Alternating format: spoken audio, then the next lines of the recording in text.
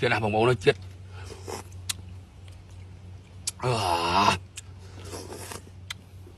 Này.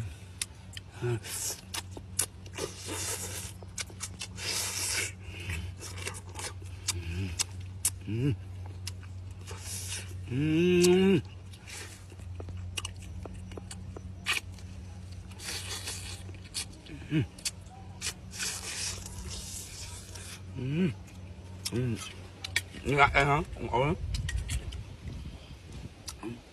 Chết à?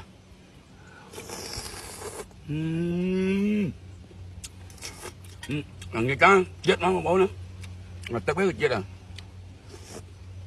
Bữa tóc nhóm khai bua sầm lập kẹp.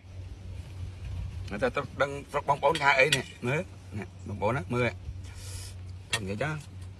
Nè, bông bóng khơi nè. Tóc nhóm khai bua sầm lập kẹp. Là dân ngao ngầm ngư máu. Cạch đi. Chết mẹ chết chết chết đi chết chẳng đi.